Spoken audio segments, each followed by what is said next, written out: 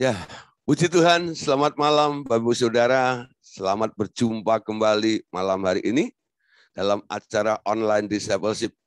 Malam hari ini kita masih membahas tema yang kemarin, ya. Ini kelanjutan dari tema yang kemarin, yaitu tentang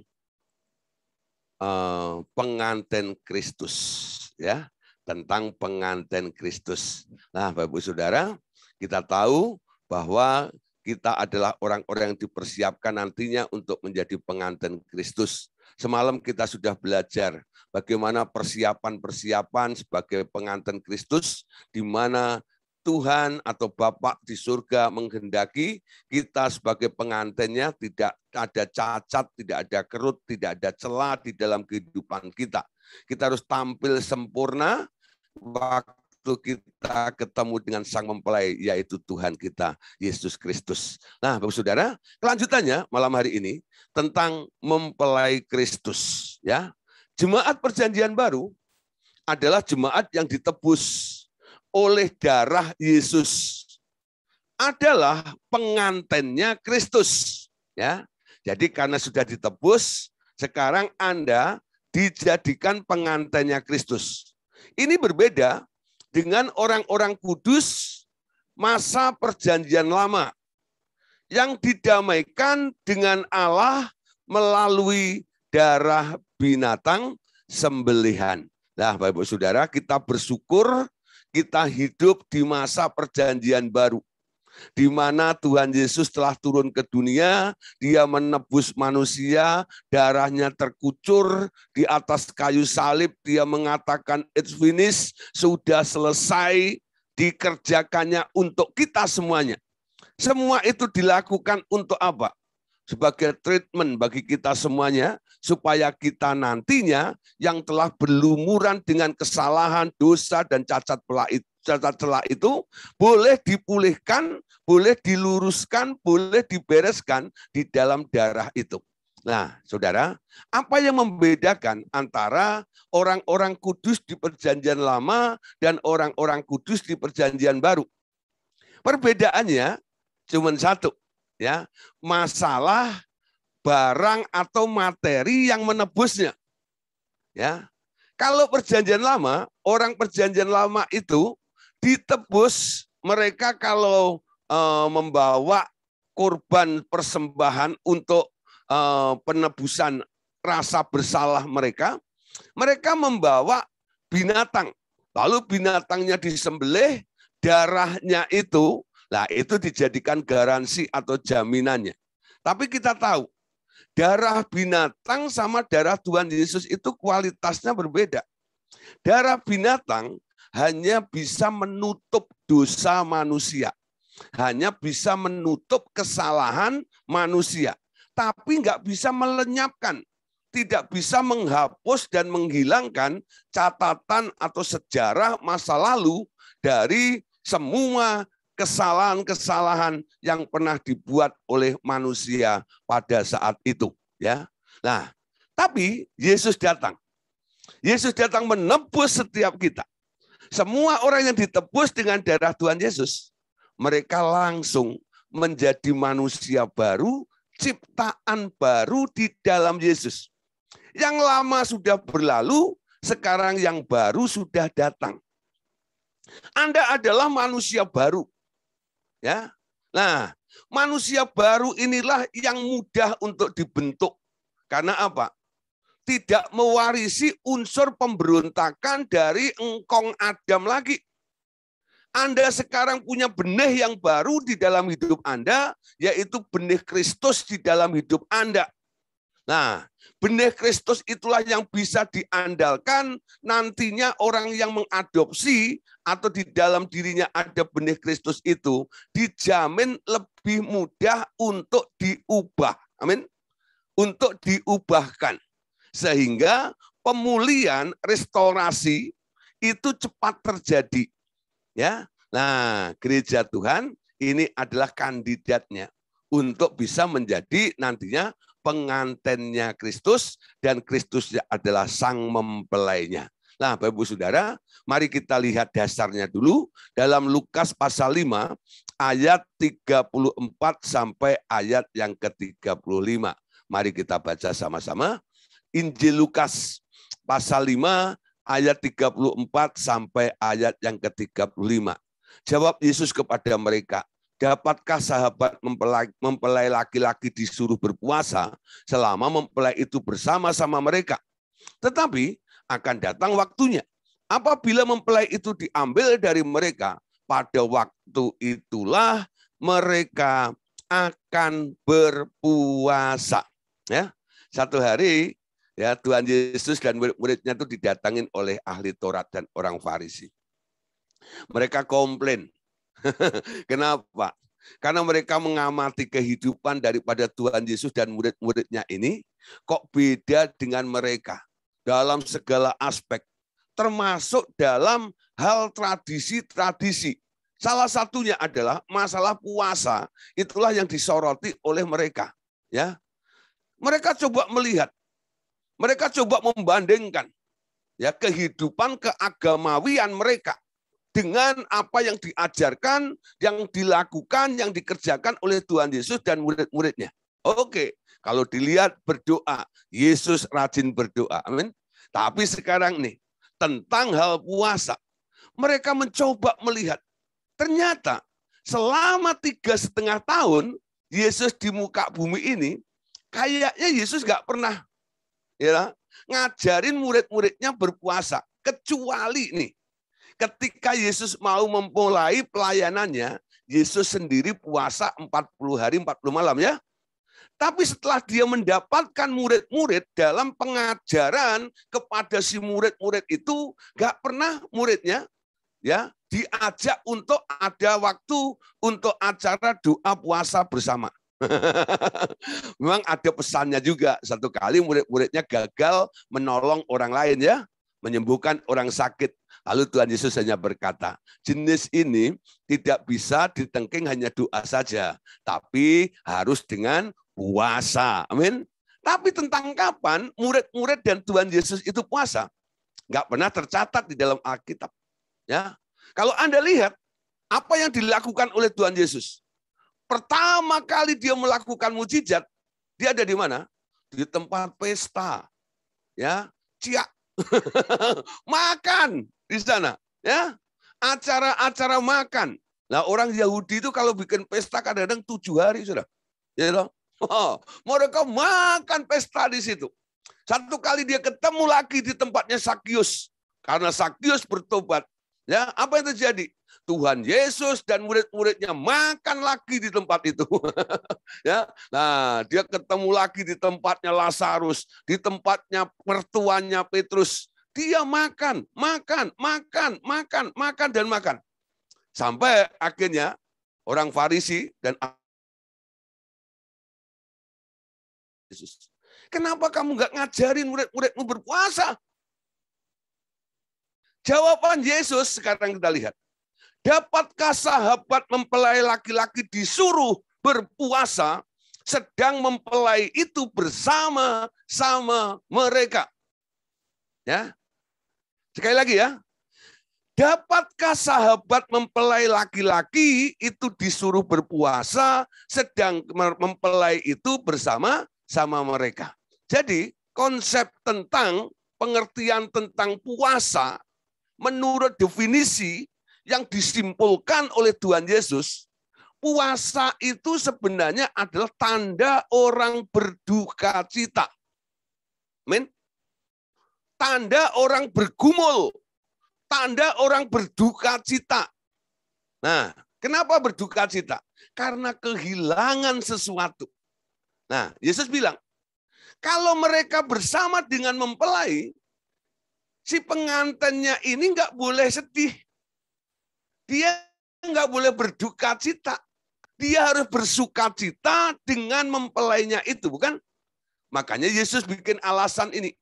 Selama ya mereka bersama-sama dengan mempelai, mereka tidak perlu berpuasa. Tapi saudara, Yesus berkata, bukan berarti puasa itu tidak dianjurkan. Ayat ini ada kelanjutannya. Tetapi akan datang waktunya Apabila mempelai itu diambil dari mereka, pada waktu itulah mereka akan berpuasa. Jadi dari kesimpulan ini, ayat ini, Lukas pasal 5, ayat 34 sampai 35 ini, kita bisa mengambil kesimpulan. Yesus dan murid-murid ini tak pernah puasa. Ya, tak pernah puasa. Yang memang nggak suka puasa, amin. Enak aja. Jangan amin dulu. Yesus bilang, tetapi akan datang waktunya apabila mempelai itu diambil dari mereka. Pada waktu itulah mereka akan berpuasa. Nah, saudara, ketika kita kehilangan hadirat Tuhan, ketika kita kehilangan rasanya doa kita itu mentok sampai plafon ini ya. Nggak ada jawaban dari Tuhan. Nah, itulah tanda berduka cita Anda. Kenapa saya tidak bisa tembus connect dengan dia gitu loh. Itulah saatnya Anda berpuasa. Amin. Nah, jadi karena disconnection, karena kenapa nggak terhubung, kenapa nggak terconnect? Kalau Anda sedang terkonek dengan dia, Anda tak perlu berpuasa. Kenapa? Hubunganmu dengan dia itu membuat sukacitamu penuh. Ketika Anda sukacita, Anda nggak boleh puasa. Anda hanya bersuka, Anda mengucap syukur saja. Memuji, ya, menyembah dia. Amin. Nah, sekarang kita mengerti. Ya.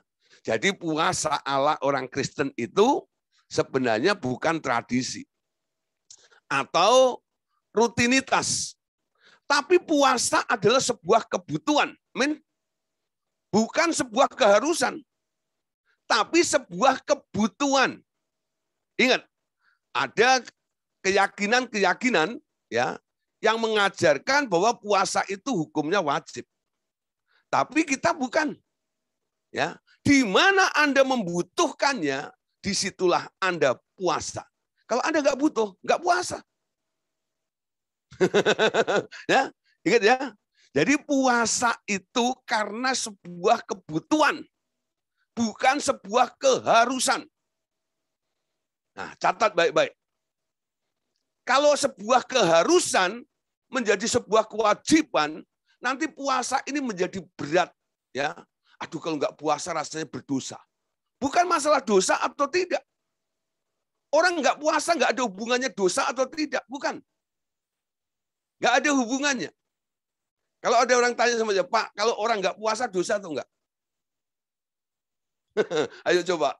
Ada yang berani jawab, lu nggak puasa, lu dosa lu. Nggak ada ayatnya. Gara-gara Anda nggak berpuasa, Anda berdosa. Nggak ada. Ya. Kalau sebuah kewajiban, ya itu hubungannya dengan pelanggaran biasanya ya. Karena Anda melanggar, ada konsekuensinya, ada hukumannya. Nah, tapi puasa bukan sebuah kewajiban. Tapi sebuah kebutuhan.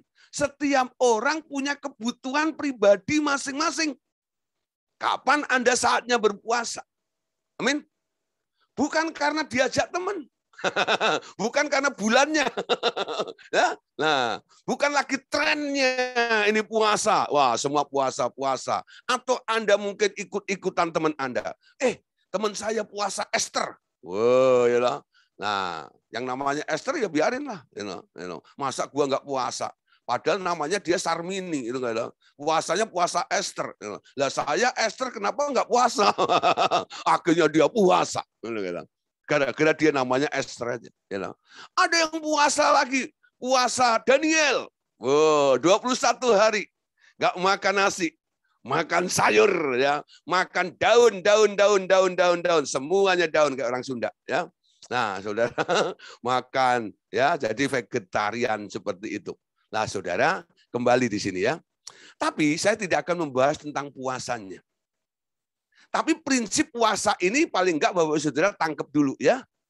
Nanti boleh di-sharekan atau ditanya jawabkan dalam waktu tanya jawab setelah pelajaran ini ya. Tapi yang menjadi perhatian kita ya, yang boleh kita petik Ya, di sini pengertiannya adalah, dapatkah sahabat mempelai laki-laki disuruh berpuasa sedang mempelai itu bersama mereka? Yesus mengatakan kepada orang Farisi ini, aku ini mempelai.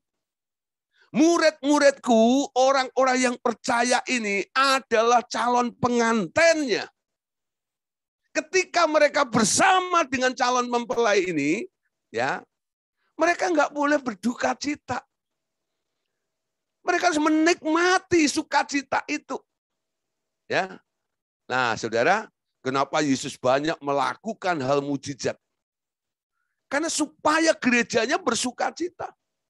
Ya, supaya gerejanya bersukacita. Amin. Nah, sekarang kita bersyukur ya. Yesus tidak bicara tentang pengantin dan mempelai untuk orang-orang perjanjian lama. Dia bicara hubungan antara Kristus dan jemaatnya, yaitu antara mempelai dan pengantinnya dalam perjanjian baru. Dan kita bersyukur kita hidup di masa perjanjian baru. Jadi boleh disimpulkan sebenarnya. Siapa yang punya hak atau sebagai kandidat nanti akan menjadi pengantin Kristus. Bukan orang perjanjian lama, tapi orang perjanjian baru yang ditebus oleh darah Tuhan Yesus. Amin. Nah, walaupun Anda hidup di dalam perjanjian baru, kalau tidak ditebus dengan darah Tuhan Yesus, Anda juga tidak punya hak untuk menjadi pengantinnya Kristus. Wahyu pasal 21 ayat yang ke-9. Maka datanglah seorang dari ketujuh malaikat yang memegang ketujuh cawan yang penuh dengan ketujuh malapetaka terakhir itu. Lalu ia berkata kepadaku, katanya, marilah ke sini. Aku akan menunjukkan kepadamu pengantin perempuan mempelai anak domba. Lah, saudara, ini kejadiannya nanti ya di kerajaan 1000 tahun. Ketika sortir, seleksi, siapa yang menjadi pengantin itu sudah ditemukan, lalu Tuhan Yesus memamerkannya. Ini loh pengantinnya. Ya. Ini loh pengantinnya. Nah, ketika pengantinnya itu sudah didapatkan, disitulah akan dimulai. Dimulai apa? Perjamuan kawin anak domba. Amin. Nah, terjadilah perjamuan kawin anak domba. Wow, saudara, ini perjamuan kawin anak domba. Nah, perjumpaan Tuhan Yesus dengan jemaat yang ditebusnya digambarkan sebagai suatu perjamuan kawin yang besar di surga dengan pesta dan tamu-tamu yang diundang itu. Ya, sekali lagi, perjumpaan Yesus dengan jemaat yang ditebusnya itu digambarkan sebagai suatu perjamuan kawin yang besar di surga dengan pesta dan tamu-tamu yang diundang. Ya, nah, saudara, perkawinan anak domba ini adalah pertemuan antara Yesus dengan gerejanya. Lalu keduanya menyatu. Nah, ingat ya, ketika Bapak Ibu Saudara dulu semua ya sebelum menikah kan diarahkan ada konseling pranikah. Nah, biasanya ditekankan tentang apa? Tujuan menikah. Ya. Nah, menggambarkan Kristus dengan jemaatnya. Nah, setelah itu, apa yang dilakukan oleh konselor ini kepada calon yang mau menikah itu? Mereka dicoba untuk apa? Menyamakan segala sesuatu. Walaupun berbeda dari asal-usul, dari culture-nya berbeda. Ya. Nah, dari kebudayaannya berbeda, sifatnya berbeda. Lalu bilang, ya, kamu siap menerima ini, kamu siap menerima ini dengan kondisi seperti ini. Ya, kenapa? Karena kalian akan dijadikan satu Tuhan berkata, mereka bukan lagi dua, tetapi satu. Itu namanya menikah. Menikah itu artinya disatukannya dua pribadi menjadi satu. Sehingga mereka boleh berjalan dengan satu tujuan. Amin. Nah, sekarang ini sama seperti Anda menikah dengan Yesus.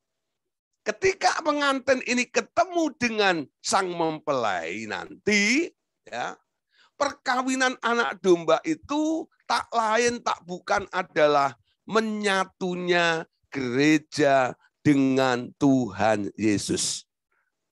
Di sini kita baru ngerti kenapa yang dicari yang kudus, kenapa yang dicari yang nggak bercacat, kenapa yang dicari yang nggak bercela. Nah, karena dia harus menyatu dengan unsur yang seperti itu. Yesus yang kudus, Yesus yang sempurna, Yesus yang tak ada cacatnya, Yesus yang tidak ada celahnya. Amin. Unsurnya harus sama. Bukan karena warnanya sama, lalu itu bisa disatukan, belum tentu. Saudara, ya. Nah, saudara, apa bedanya? Saya pernah bikin khotbah, ya, judulnya saya bikin judul gini, apa bedanya emas dan tahu? Nah, ada tahu yang kuning, ya, tahu yang di tahu apa itu, tahu kuning itu, ya. Nah, emas juga agak kuning itu, ya. Nah, sama-sama batangannya begitu. Apa bedanya emas dan tahu? Ya. Nah, sama-sama ini mungkin besarnya. Tapi Anda lihat, kualitasnya berbeda. Kalau tahu itu Anda bawa, tahu-tahu jatuh gitu, ya. Jatuh ke got, airnya kotor di situ. Apa yang Anda pikirkan? Buang saja. Kenapa? Nggak ada nilai sama sekali, betul? Tapi kalau emas yang segede tahu itu, ya, jatuh ke got yang kotor itu, tanganmu yang bersih pun akan rela obok-obok got itu, bukan? Karena apa? Si emas itu sangat-sangat mulia dan sangat berarti. Amin. Emas dan tahu nggak bisa menyatu. Karena ukuran yang sama dan warnanya yang sama. Unsurnya harus sama. Amin. Kalau unsurnya sama, senyawa, sejenis, baru dua hal ini atau dua benda ini bisa disatukan. Amin. Nah, bagaimana Anda bisa menyatu dengan Tuhan Yesus? Harus serupa dengan Yesus. Punya unsur yang sama. Karakteristiknya harus sama juga dengan Yesus. Nah, kenapa? Kalau nggak bisa. Nggak bisa menyatu. Amin. Nah, oleh sebab itu, Tuhan Yesus mulai mempermudah aksesnya. Dia berdoa kepada Bapaknya. Bapak, ya, kemuliaan yang Engkau berikan kepadaku itu, sekarang aku berikan kepada gerejaku ini. Tujuannya apa? Supaya mereka menjadi satu, sama mulianya dengan kita. Amin. Jadi Anda sudah dimodali benih kemuliaan yang Yesus dapat dari Bapa, sekarang diimpartasikan, diberikan kepada Anda. Sehingga Anda sekarang, ya, boleh, ya, menjadi mulia di dalam Dia. Nah, sekarang tinggal di treatment aja. Mulai dibiasakan. Dengan Anda berpikir Anda orang mulia, nanti perbuatanmu juga perbuatan yang mulia. Dengan Anda berpikir Anda orang benar, perbuatanmu akan jadi benar juga. Amin. Dengan Anda berpikir menjadi orang yang suci, orang kudus, yang Anda lakukan, yang Anda pikirkan, yang Anda lihat, yang Anda dengar, juga akan kudus juga. Amin. Nah, segala sesuatu tergantung status Anda lebih dulu. Ya. Nah, sekarang kita perhatikan. Perjamuan kawin anak domba nanti itu adalah menyatunya gereja Tuhan dengan Tuhan Yesus sendiri. Nah, ketika pesta itu digelar, tadi dikatakan di situ akan ada tamu-tamunya. Nah, sekarang kita mulai berpikir, ya. Dulu ada yang nanya sama saya, Pak, ya, pesta itu ada di mana ini? Kejadian ini lokasinya di mana? Ini di awan-awan. Gereja Tuhan diangkat Ada lagu kan? Ada pertemuan di udara, pertemuan yang manis. Saya rindu ketemu di sana jauh di udara, ya. Nah, itu lagu Pantekosta kuno nih, ya. Ya, nyanyian yang telah terdengar dan belum pernah didengar adalah kegirangan. Nah, dan anak Allah yang pimpin kita pertemuan di udara. Di udara, saudara ya. Nah, di udara itu sebenarnya kerajaan 1000 tahun itu Yesus nggak bikin apa ya satu lahan yang baru gitu, tidak. Sebenarnya hari ini sudah ada yang bikin kerajaan di udara. Kalau Anda baca Efesus ya pasal 6 di situ ada skema ya, ada pemerintah-pemerintah di udara, penguasa-penguasa di udara. Siapa itu? Iblis dan antek-anteknya. Nanti ya saat kerajaan 1000 tahun itu dibuka, iblis dan antek-anteknya itu diringkus. Sehingga kerajaan iblis itu kosong. Nggak ada penduduknya. Karena semuanya diringkus, ya. Mereka dipenjarakan selama 1000 tahun. Tempat yang kosong itulah nanti yang akan dipakai. Di mana? Di udara juga. Dia nggak membangun yang baru, nggak ada. Ya. Karena masih pakai langit lama, bumi lama, saudara. Ini belum muncul langit baru, bumi baru, belum. Ya, belum babak ke situ. Jadi pernikahan anak domba itu nanti di mana? Yang sekarang diduduki oleh si iblis itu, nantilah kita akan ada di sana kalau Anda diangkat. Dan disitulah akan terjadi perkawinan anak domba. Jadi karena kejadiannya di atas, yang menyaksikan di mana? Di atas juga. Jadi baik tamu maupun pengantinnya itu adalah orang-orang yang sudah rapture. Jadi jangan bangga dulu kalau Anda sudah rapture, ikut pengangkatan. Pengangkatan itu sering disebut sebagai hari keselamatan, bukan? Anda diselamatkan. Diselamatkan dari apa? Dari aniaya antikris dan Abaddon. Ya. Jadi Anda dipisahkan. Yang ketinggalan baru dianiaya oleh si Abaddon dan antikris. Tapi Anda yang diangkat, Anda nggak dianiaya. Itu namanya diselamatkan. Tapi yang di atas itu ada atraksi-atraksi. Ada acara-acara yang lainnya. Ya, salah satunya adalah akan terjadi perkawinan anak domba. Amin. Nah, yang tidak terpilih menjadi pengantin berarti mereka bukan pengantin. Kalau bukan pengantin, mereka siapa? Mereka adalah tamunya itu, ya. Nah, jadi muncul pertanyaan begini di sini. Siapa pengantin? Dan siapakah tamu itu? Nah, jawabannya apa sekarang? Siapa pengantinnya?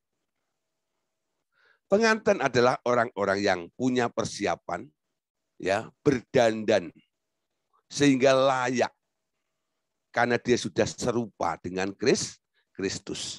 Siapakah tamu itu? Mereka yang kurang bekalnya, tapi sudah rapture juga sih, ya. Nah, saudara, Matius 22 ayat yang kedua. Dari ayat ini Tuhan Yesus memberikan gambaran, memberitahu tentang hal kerajaan surga itu seumpama seorang raja yang mengadakan perjamuan kawin untuk anaknya. Sebenarnya perumpamaan ini dibuat oleh Tuhan Yesus, ya. Dia juga mau bercerita tentang kapan dia mau menikah. Yang disebut seorang raja yang mengadakan perjamuan kawin untuk anaknya ini, Yesus sedang bicara tentang bapaknya, Bapak di surga. Nah, ayat ini sering saya beri judul, ya, bahwa Allah Bapa mantu. Nah, selanjutnya ayat 5 sampai ayat yang ke-8. Nanti baca sendiri ya. Matius pasal 22 ini. Saya lompat-lompat supaya lebih cepat untuk pembahasan. Tetapi orang-orang yang diundang itu tidak mengindahkannya. Ada yang pergi ke ladangnya, ada yang pergi mengurus usahanya, dan yang lain menangkap hamba-hambanya itu, menyiksanya dan membunuhnya. Maka murkalah raja itu, lalu menyuruh pasukannya ke sana untuk membinasakan pembunuh-pembunuh itu dan membakar kota-kota mereka. Sesudah itu ia berkata kepada hamba-hambanya, perjamuan kawin telah tersedia, tetapi orang-orang yang diundang tadi itu tidak layak. Nah, Bapak Saudara, ayat 5 sampai ayat yang ke-8 ini sebenarnya Yesus ini bicara tentang orang Israel. Ya, orang Israel itu prioritas utama sebenarnya. Tapi mereka menolak. Ya, mereka menolak. Tapi surga sudah pesan catering. Ya, itu gedung aula sudah didekor semuanya. Ya, Bapak sudah punya etikat, Bapak sudah punya keinginan mau mantu besar kala itu. Ya. Tapi yang diundang mereka beralasan. Ya, punya alasan, alasan. Enggak mau datang. Amin. Enggak mau datang. Terus ayat berikutnya, ayat 9 dan ayat yang ke-10. Nah, sebab itu, si raja tadi berkata, pergilah ke persimpangan-persimpangan jalan, dan undanglah setiap orang yang kamu jumpai di sana ke perjamuan kawin itu. Maka pergilah hamba-hamba itu, dan mereka mengumpulkan semua orang yang dijumpainya di jalan-jalan, orang-orang jahat, orang-orang baik, sehingga penuhlah ruangan perjamuan kawin itu dengan tamu. Nah, Bapak Saudara, perhatikan di sini. Ya, ini bicara tentang orang-orang yang sebenarnya bukan undangan kelas pertama. Karena yang diprioritaskan tidak mau datang, akhirnya raja ini bilang, pergi ke persimpangan jalan. Pergi ke kolong-kolong jembatan tuh. Cari siapa saja yang kamu jumpai. Ya. Baik orang jahat maupun orang baik, undang semuanya. Orang yang berbeban berat, orang yang apa sebanyak utangnya, undang semuanya. Makanya muncul ya Matius pasal 11 ayat 28, bukan? Marilah kepadaku, hei kalian semua yang letih, lesu, dan berbeban berat. Nah, terjadi general calling, panggilan secara umum. Nggak peduli apa latar belakangmu, apapun kondisimu, mari datang. Kenapa? Karena pesta sudah disiapkan. Perjamuan kawin itu akan diadakan. Kalau undangan yang pertama yang memang itu target yang diundang, tidak mau datang, Tuhan akhirnya mengundang siapa saja. Nah itu untungnya kita, saudara ya. Sebenarnya kita ini adalah orang-orang yang tidak dikasihi, orang asing atau orang kafir, ya. Tapi karena orang Israel menolak Yesus, makanya Injil sekarang merambah, ya, menjadi bagian bagi kita semuanya.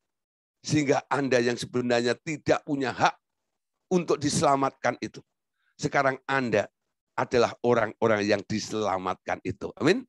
Nah, itu yang digambarkan oleh Tuhan Yesus tadi ya. Nah, sekarang perhatikan lagi dalam Matius pasal 25 ayat yang pertama. Nah, Saudara, Matius 25 ayat pertama. Pada waktu itu, hal kerajaan surga seumpama 10 gadis yang mengambil pelitanya dan pergi menyongsong mempelai laki-laki ya.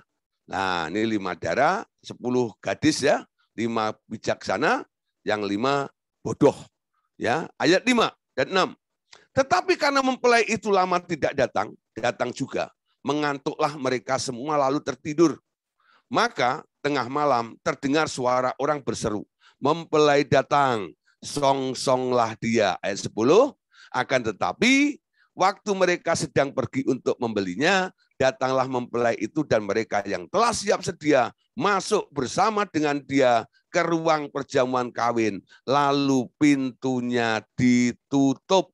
Nah, saudara, dari dua kisah yang dipaparkan oleh Tuhan Yesus dalam perumpamaan ini, sekarang kita mengerti. Ya, sebenarnya kesempatan untuk masuk ke dalam perjamuan kawin itu seperti apa yang Tuhan ceritakan tadi. Diibaratkan seperti seorang raja yang akan mantu anaknya, mengundang, tapi undangannya nggak mau datang, lalu dia pergi ke lorong-lorong, pergi ke pasar-pasar, undang siapa saja yang mau merespon, boleh masuk ke dalam pesta itu. Yang kedua, ya, Yesus memberikan perumpamaan, ya, tentang perjamuan kawin itu, tentang 10 gadis, yang 5 bodoh, yang 5 bijaksana. Yang bijaksana itu punya persiapan, sehingga dia bisa masuk di dalam pesta itu. Ketika mempelai itu datang, dia menyongsongnya dan dia masuk. Yang bodoh, ya, akhirnya dia ketok-ketok, tapi nggak dibukakan. Artinya apa? Si bodoh itu nggak masuk ke dalam pesta perjamuan kawin anak domba itu. Ya, nah jadi itu termasuk orang-orang yang ketinggalan ketemu dengan antikris nantinya. Nah, saudara, kita sekarang sebelum kita masuk pada pengantinnya, sekarang kita lihat, kalau Anda bisa masuk dalam pesta tersebut, itu merupakan sebuah kebahagiaan. Wahyu 19 ayat yang ke-9, Yohanes melihat dalam penglihatannya di Pulau Patmos ini, Yohanes berkata, lalu ia berkata kepadaku, tuliskanlah, berbahagialah mereka yang diundang ke perjamuan kawin anak domba. Katanya lagi kepadaku, perkataan ini adalah benar, perkataan-perkataan dari Allah. Saudara, masuk undangan aja sudah bahagia. Karena apa? Ya, Anda bisa ikut pesta ya. Nah, jadi Yohanes melihat, berbahagialah kalau kamu masuk dalam undangan itu. Nah, saudara, tapi di atasnya bahagia masuk dalam undangan itu, ada yang lebih bahagia lagi. Yang lebih bahagia siapa? Mereka yang menjadi pengantinnya. Amin. Jadi jangan sekedar rapture. Kita harus punya target yang lebih jauh. Aku adalah pengantinnya nanti. Semuanya itu aku kerjakan, aku lakukan untuk sebuah persiapan. Ketika aku menyongsong mempelai itu, aku bukan sekedar hanya menjadi tamu di sana. Tapi aku juga yang dipilih nantinya untuk menjadi istrinya Tuhan Yesus. Amin. Kalau Anda baca Alkitab secara umum, oh gereja Tuhan semuanya adalah pengantin Kristus. Ya, memang itu rencananya seperti itu. Tapi siapa yang dipilih oleh Yesus? Enggak semuanya dipilih. Mereka yang betul-betul mempersiapkan diri. Dan ini harus menjadi tanggung jawab bagi semua mentor, semua senior-senior, pengajar, gembala-gembala, hamba-hamba Tuhan untuk mempersiapkan gerejanya, ya, supaya jemaatnya nanti bukan hanya terbebas dari serangan atau aniaya antikris karena dia rapture saja, tapi dipersiapkan untuk menjadi pengantinnya Kristus. Nah, saudara, sekarang kita perhatikan. Bagaimana dengan posisi Yohanes dan nabi-nabi di dalam perjanjian lama? Mereka kan orang-orang yang berjasa juga, bukan? Mereka adalah orang-orang yang kudus. Wah, Yohanes Anda lihat, betul nggak? Yohanes ini penuh dengan Roh Kudus sejak dari mempersiapkan jalan bagi Tuhan. Nabi-nabi, saudara, ada Nabi Elia, ada Nabi Elisa, ada Nabi Musa, ya. Wah, banyak nabi-nabi dalam perjanjian lama itu. Mereka posisinya sebagai apa? Tuhan Yesus menggambarkan dengan jelas bahwa posisi Yohanes Pembaptis nanti adalah sebagai seorang sahabat mempelai yang berdiri di sisinya. Atau boleh dikatakan sebagai seorang best man dalam sebuah perkawinan. Ya. Nah, juga Tuhan Yesus menggambarkan kelompok nabi-nabi dalam perjanjian lama bersama dengan Yohanes sebagai kelompok yang tidak tergabung dengan pengantin itu sendiri. Yohanes 3 ayat 29. Baca ya. Yang mempunyai mempelai perempuan ialah mempelai laki-laki. Tetapi sahabat mempelai laki-laki yang berdiri dekat dia dan yang mendengarkannya sangat bersukacita mendengar suara mempelai laki-laki itu. Itulah sukacitaku. Dan sekarang sukacitaku itu penuh. Ya. Nah, saudara, Yohanes itu disebut sahabat mempelai laki-laki. Menjadi sahabatnya Yesus. Dia bukan seorang mempelai. Dia hanya menghantar Kristus sampai berjumpa dengan gerejanya. Ketika Kristus sudah ketemu dengan gerejanya, ini batsman harus mundur, betul? Dia nggak boleh nimbrung terus. Ganggu acara pengantin baru tuh. Ada nggak? Ada pengantin baru temennya nempel aja terus gitu ya. Itu pengantin baru mau bulan madu kemana gitu ya. Dia nempel aja terus gitu ya. Ya, ini mengganggu. Ya, ini orang menilai ya si baseman ini teman baiknya ini ya pengantin laki-laki itu. Ini kayak orang nggak tahu diri, betul nggak ya?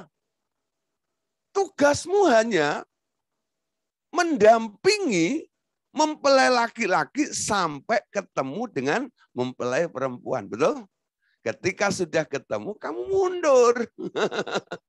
Kamu mundur. Ya, kamu mundur. Nah, oleh sebab itu, Yohanes itu pernah berkata, dalam Matius pasal 11, ayat yang ke-11. Perhatikan, ini ungkapan dari Yohanes sendiri.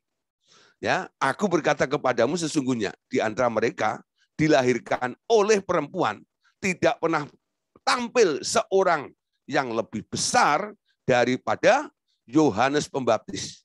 Namun yang terkecil dalam kerajaan surga lebih besar daripadanya. Ini perbandingannya. Dari ayat ini kalau Anda amati, saudara, sebenarnya Tuhan Yesus mau memberitahu kita apa? Sesungguhnya di antara mereka yang dilahirkan oleh perempuan tidak pernah tampil seorang yang lebih besar daripada Yohanes Pembaptis. Yesus mengakui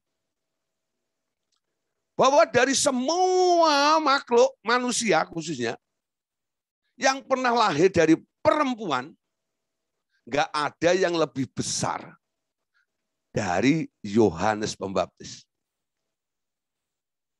Yohanes itu lebih besar daripada Elia.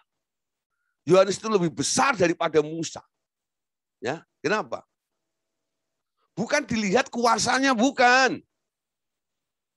Bukan dilihat hebatnya, bukan. Ya. Dia dikatakan lebih besar, dilihat dari posisinya. Dia itu adalah best man. Sahabat mempelai laki-laki. Amin. Yesus punya banyak sahabat. Tapi yang dipilih untuk mendampingi dalam pesta perkawinan itu, ketika mau bertemu dengan pengantin perempuan itu, dia pilih satu, bukan? Dari semuanya yang dipilih Yohanes. Jadi Yohanes itu pilihan istimewa. Lebih daripada hamba-hamba atau sahabat-sahabatnya dalam perjanjian lama. Entah itu Musa, entah itu Henok, entah itu Elia, entah itu Yesaya, entah itu Daud. Sehingga Yesus mengatakan, aku berkata kepadamu sesungguhnya di antara mereka yang dilahirkan oleh perempuan tidak pernah tampil yang lebih besar daripada Yohanes Pembaptis. Bisa menjawab ya? Kalau ditanya kok bisa Yohanes itu lebih besar dari Musa, itu apa alasannya? Alasannya ini, karena Yohanes itu dipilih dijadikan best man. Amin. Ya, itu paling top. Teman istimewanya sang mempelai. Ya. Tapi perhatikan ayat ini berikutnya. Tadi dikatakan namun yang terkecil dalam kerajaan surga lebih besar daripadanya. Nya siapa? Yohanes Pembaptis. Jadi Yesus bilang, di antara orang yang pernah lahir dari perempuan, Yohanes yang paling top. Yohanes yang paling besar. Tapi, mereka yang lahir di kerajaan surga lebih besar dari yang top yang pernah lahir dari perempuan itu. Nah, pengertian apa yang Anda tangkap? Mulai nangkep tidak maksud saya? Ya. Jadi Yohanes itu paling topnya dari antara orang-orang perjanjian lama, bukan? Dia lebih top daripada Elia. Dia lebih top daripada Musa. Tapi Yesus bilang, mereka yang lahir dalam kerajaan surga lebih besar daripada yang paling top tadi itu, yaitu Yohanes Pembaptis.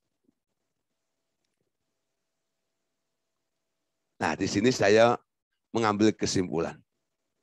Ternyata Yohanes itu nggak masuk kerajaan surga.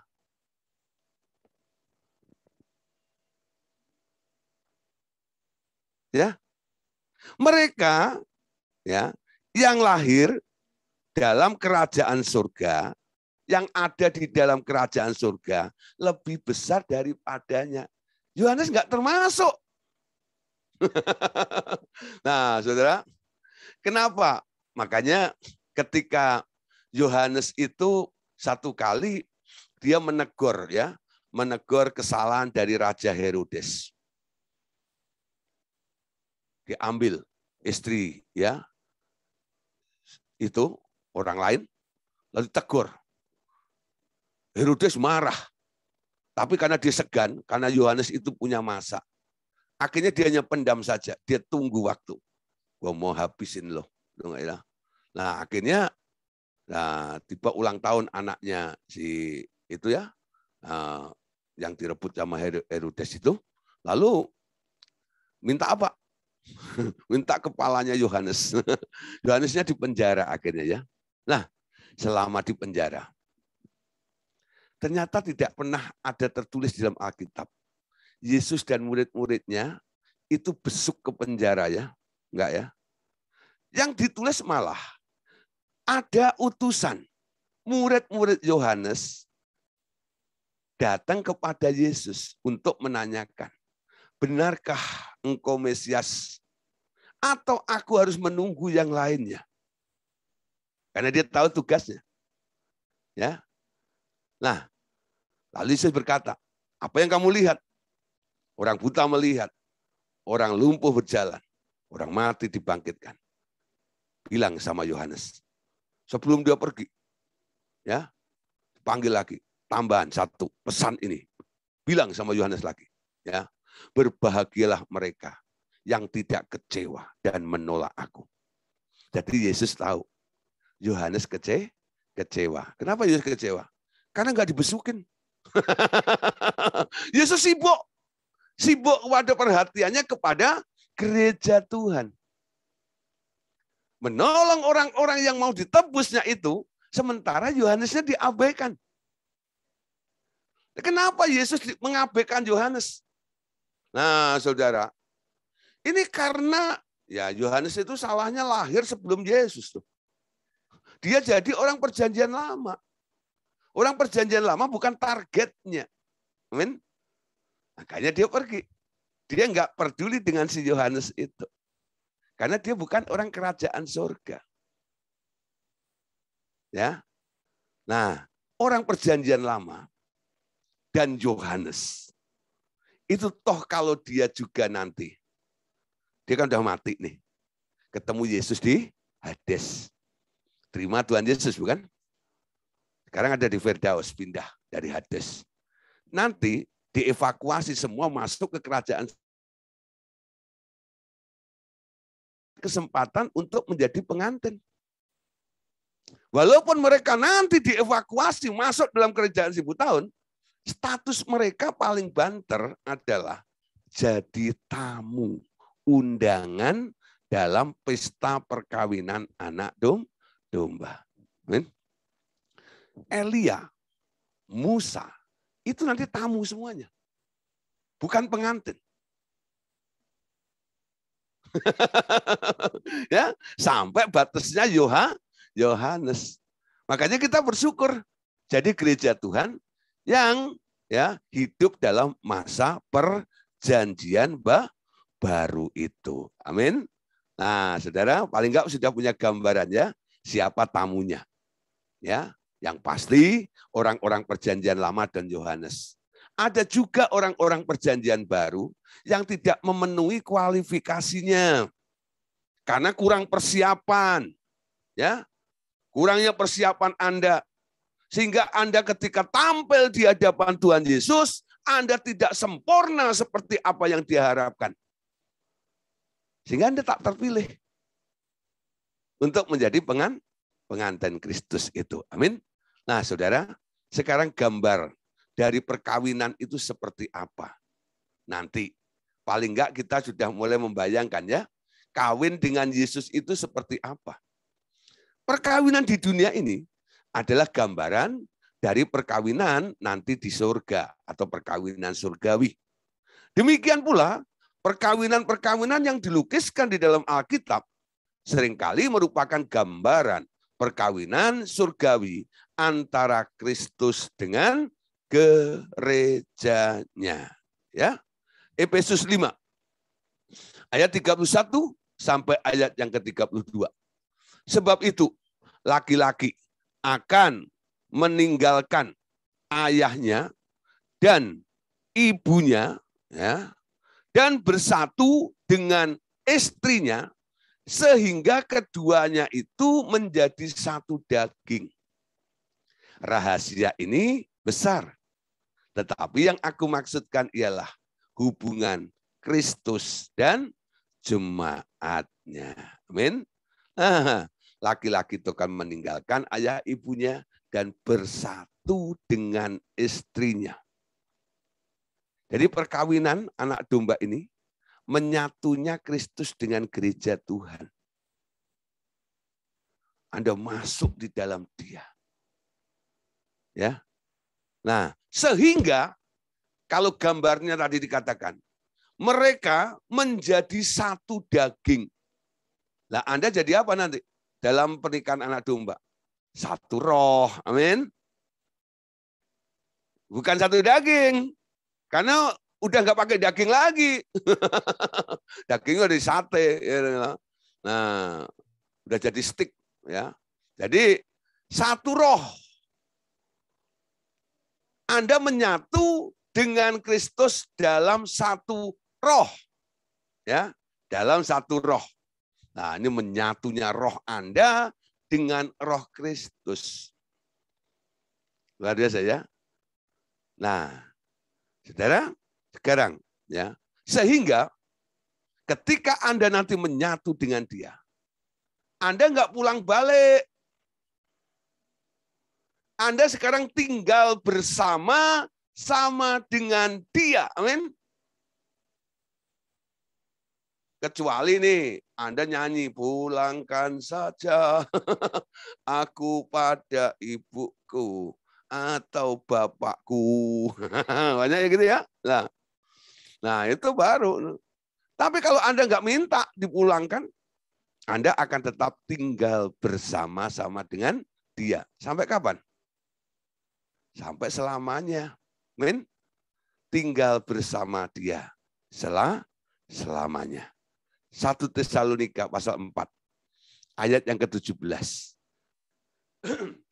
Sesudah itu kita yang hidup, yang masih tinggal, akan diangkat bersama dengan mereka dalam awan menyongsong Tuhan di angkasa.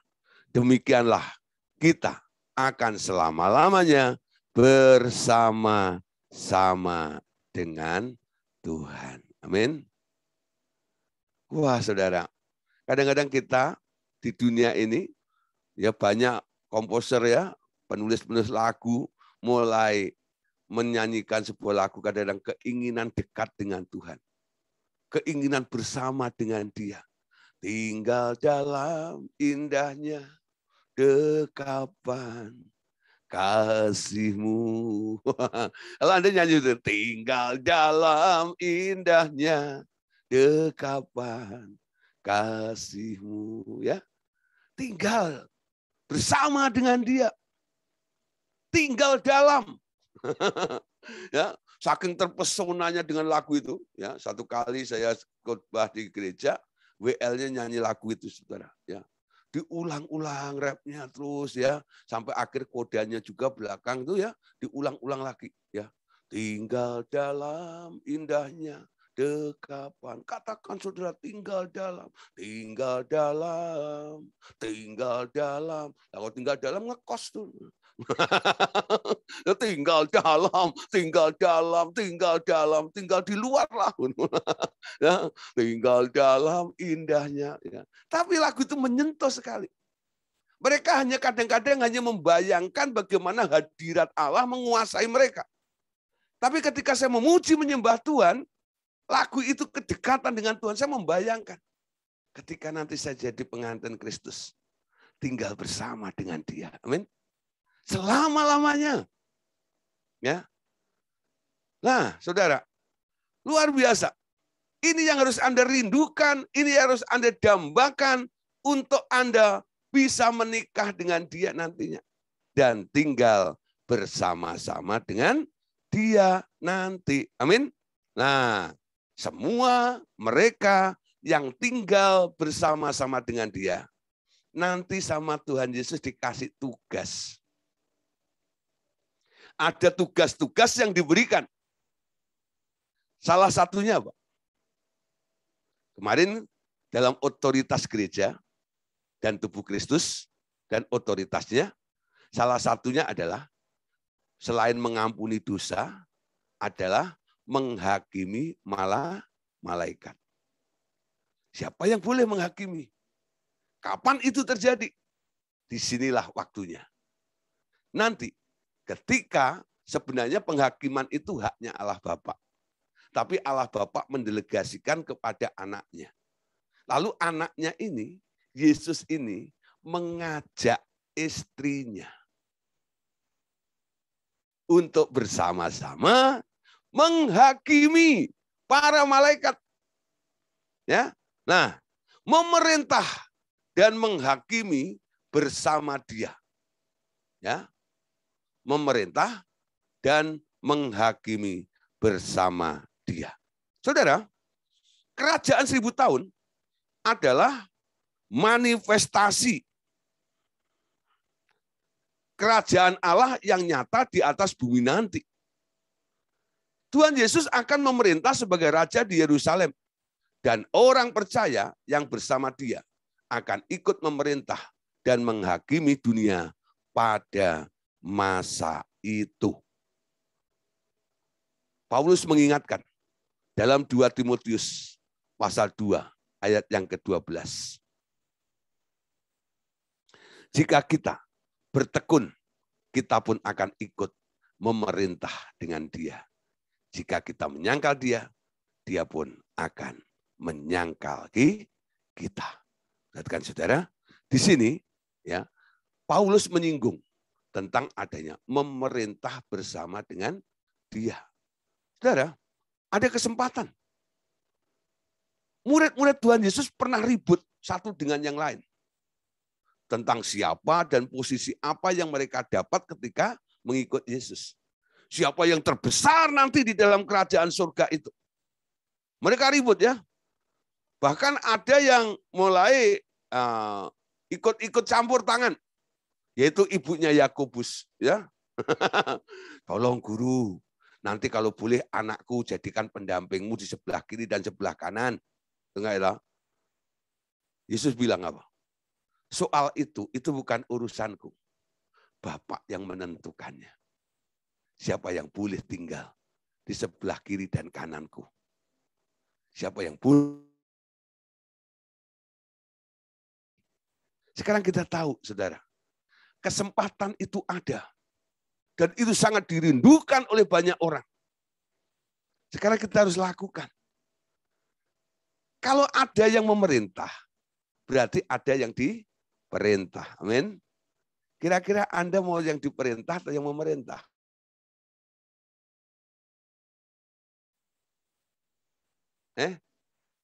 Anda mau memerintah atau diperintah? Halo? Ya gimana lagi Pak, memang nasib saya itu kayak begitu. Ya loh. Di dunia udah diperintahin terus ya, diperintahin suami, diperintahin anak, diperintahin bos, diperintahin tetangga. Ya masuk surga, kerajaan 1000 tahun, diperintah lagi. Kayak nasib gua memang begitu. Nah, sekarang jangan kecil hati. Walaupun di dunia ini mungkin Anda hidupmu selalu diperintah oleh orang. Tapi kalau Anda cukup setia, Anda cukup tekun, nanti ya Anda mengubah faktanya. Ketika Anda masuk dalam kerajaan 1000 tahun nanti, Anda bersama dengan Yesus. Bukan diperintah, tapi memerintah. Amin. Dasarnya apa? Anda harus tekun. Anda harus rajin. Anda harus punya reward. Amin. Hasilkan buah untuk Tuhan. Buah kebenaran. Buah keselamatan. Buah jiwa-jiwa. Hasilkan buah itu. Ketika Anda punya reward-nya, nah, nanti Anda boleh memerintah atas 1 kota, 2 kota, 4 kota, 5 kota, 10 kota. Tergantung kotanya berapa yang Anda miliki. Semakin Anda rajin menjadi pemenang-pemenang jiwa. Nah, banyak jiwa-jiwa yang Anda menangkan untuk kerajaan surga.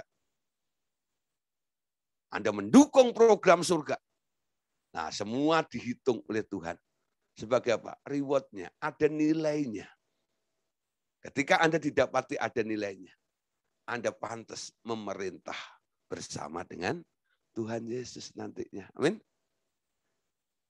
Kalau enggak Anda yang diperintah. Ya, Anda yang diperintah.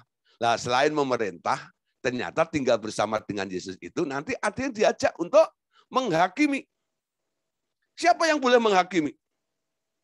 Kemarin saya katakan ya, mereka harus bisa mengurus persoalan dirinya sendiri. Baru ngurus persoalan orang lain. Tahu enggak ya?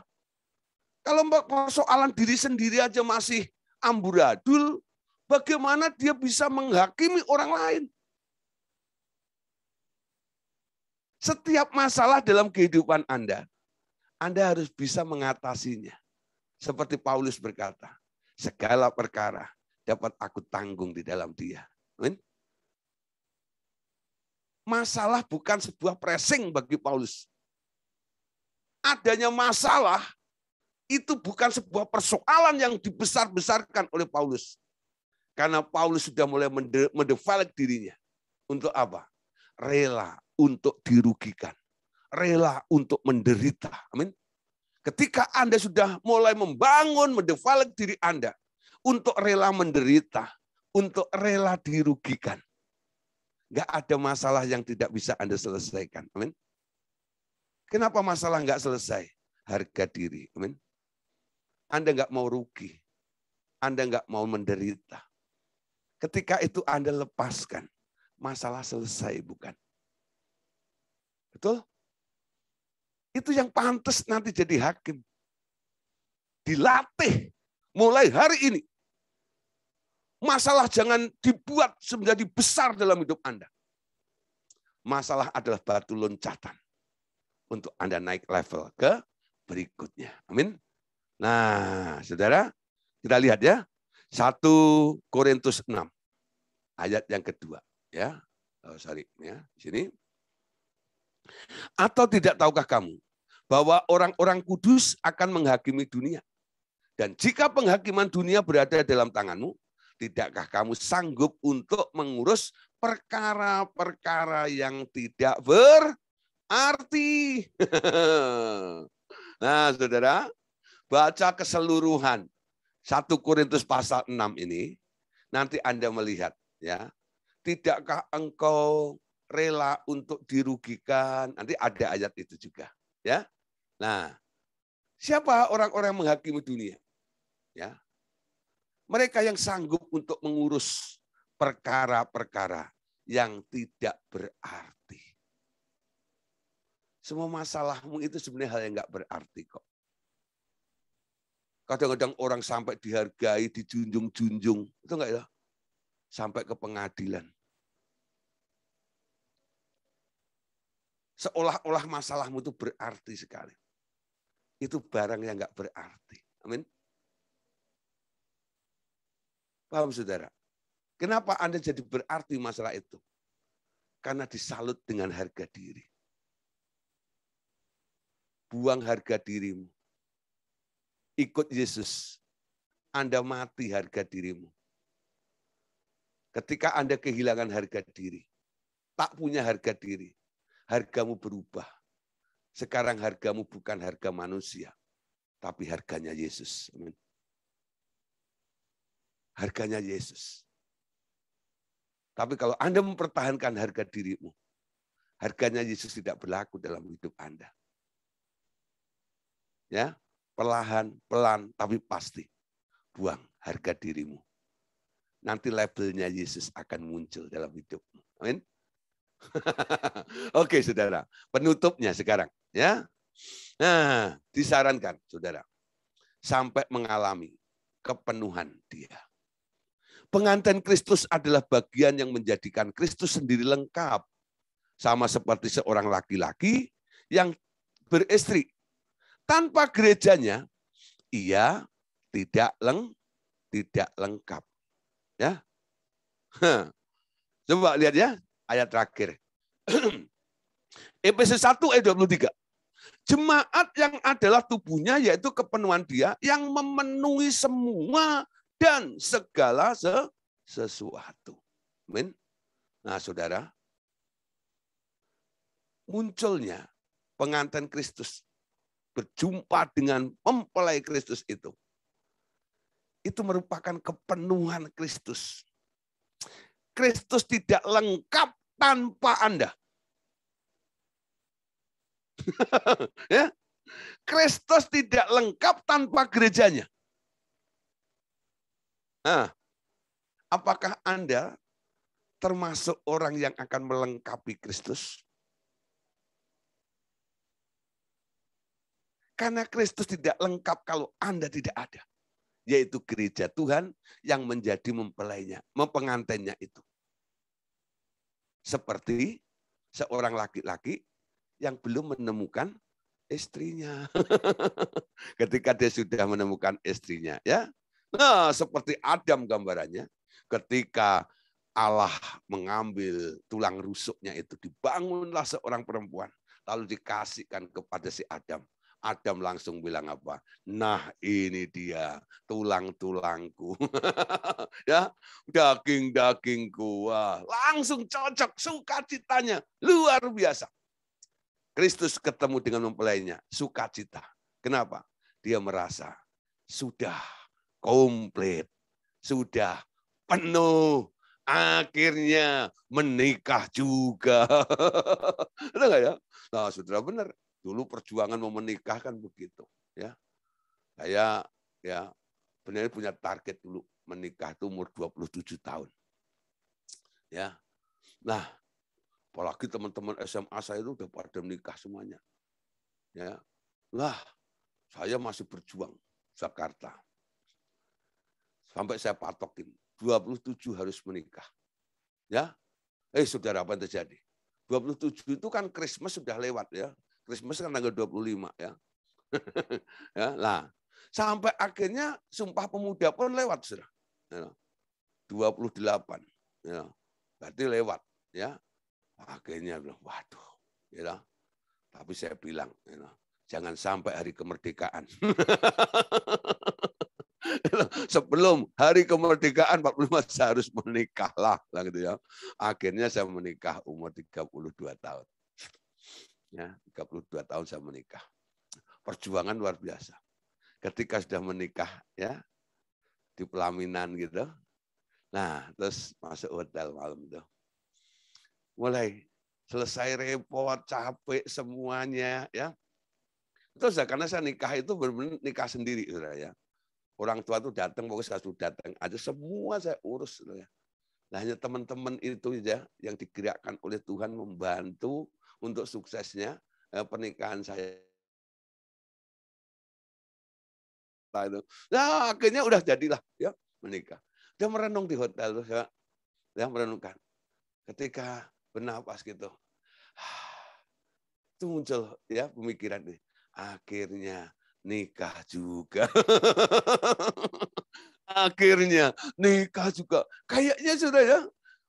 Ini sesuatu yang sudah final gitu ya. Lengkap lah seperti itu. Nah, ketika saya belajar tentang pengantin mempelai Kristus, saya ngerti hatinya Tuhan. Tahu enggak? Seperti saya mendapatkan istri menikah. Lalu saya bilang akhirnya menikah. Yesus pun begitu juga. Akhirnya menikah juga komplit nih. Amin. Ya, Anda melengkapi, ya, tubuh Kristus melengkapi apa yang Tuhan nanti akan menjadi bersukacita dalam kita. Amin. Oke, Bapak Saudara, puji Tuhan. Tentang pengantin Kristus sudah selesai. 2 bab, ya, 2 pembahasan, 2 sesi. Nah, besok kita akan membahas tentang sahabat, hamba, dan anak. Ini bicara tentang posisi. Ya, sahabat, hamba, dan anak. Oke, pastikan besok tetap belajar dan hadir bersama-sama. Tuhan Yesus memberkati kita semuanya. Amin.